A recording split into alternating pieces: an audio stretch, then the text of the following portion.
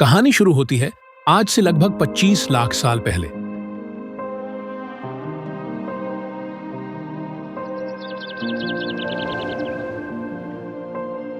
धरती पर एक ऐसा समय जब सब कुछ अलग था। न कोई सभ्यता, न शहर, न घर और न कोई भाषा। यह था पाषाण युग। धरती पर इंसान ने पहली बार आंखें खोली और प्रकृति उसके लिए रहस्यों से भरा खजाना थी। हर जंगल एक भूल भुलैया था, हर नदी एक रहस्यमयी धारा और हर पहाड़ एक अनजानी चुनौती।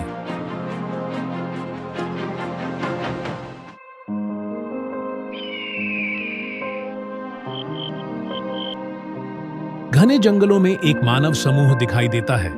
उनके चेहरे पर भय, लेकिन आंखों में अदम्य साहस। वे नंगे पांव चलते हैं, शाखाओं और पत्तियों से रास्ता बनाते हुए। उनके पास कोई ठिकाना नहीं। जहां भोजन मिला वहीं रात बिताई। भूख से पेट जलता है और पास ही झाड़ियों में छिपा एक हिरण उनका ध्यान खींचता है।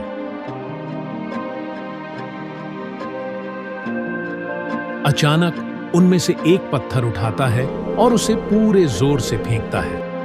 पत्थर हिरण को छूता तक नहीं, लेकिन उस पल में पहली बार एक नई सोच जन्म लेती है। समूह के लोग एक जगह जमा होते हैं। वे पत्थरों को उठाते हैं, परखते हैं और उनके किनारे तेज करते हैं। यह उनकी पहली विजय है।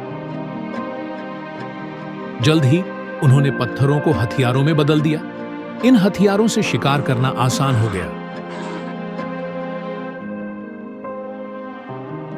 भोजन अब केवल फल और जड़ों तक सीमित नहीं था। यह नई शक्ति उन्हें जंगल का राजा बनाने लगी।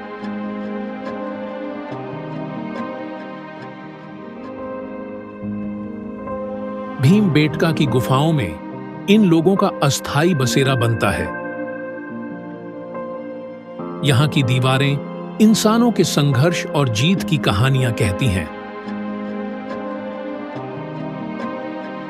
दीवारों पर बने चित्र शिकार करते इंसानों, भागते हुए हिरणों और नृत्य करते समूहों को दर्शाते हैं। यह उनके जीवन की पहली किताब थी, बिना किसी शब्द के।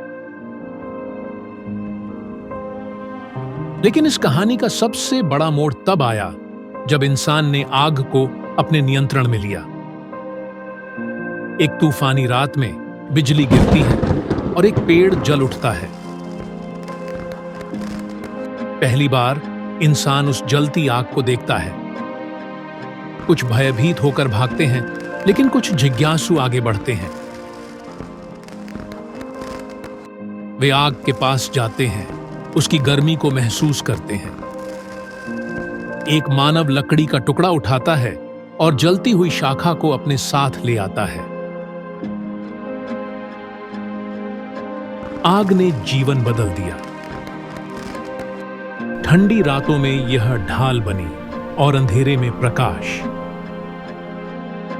कच्चे मांस को पकाकर खाने से बीमारियां कम हुईं। आग की लपटें अब उनके गीतों और कहानियों का केंद्र बन चुकी थीं। धीरे धीरे इंसानों ने झुंड बनाकर रहना शुरू किया। सुरक्षा और शिकार के लिए एक साथ रहना जरूरी था।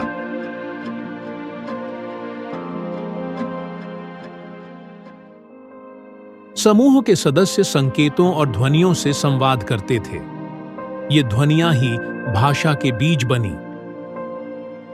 अब वे केवल जीवित रहने की कोशिश नहीं कर रहे थे, बल्कि अपने अनुभवों को साझा कर रहे थे।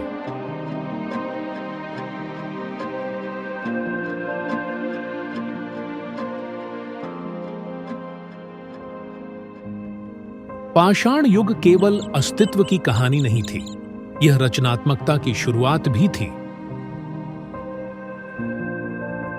भीमबेटका की गुफाओं में बनाए गए चित्र इंसानी कल्पना और उनकी गहरी संवेदनाओं का प्रमाण है। एक चित्र में शिकार के दृश्य हैं, तो दूसरे में नृत्य करता समूह। इन चित्रों के पीछे छिपे भाव आज भी हमें प्रेरित करते हैं। लेकिन यह युग केवल रचनात्मकता का ही नहीं, बल्कि चुनौतियों का भी था। जलवायु परिवर्तन ने बार बार इंसान की परीक्षा ली।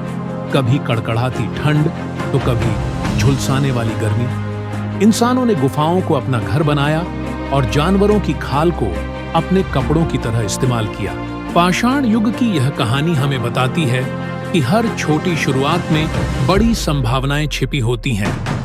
आज का मानव जिस उन्नति का आनंद ले रहा है, उसकी नींव उन्हीं गुफाओं में रखी गई थी। यह कहानी केवल हमारे अतीत की नहीं, बल्कि हमारे साहस और संघर्ष की भी है।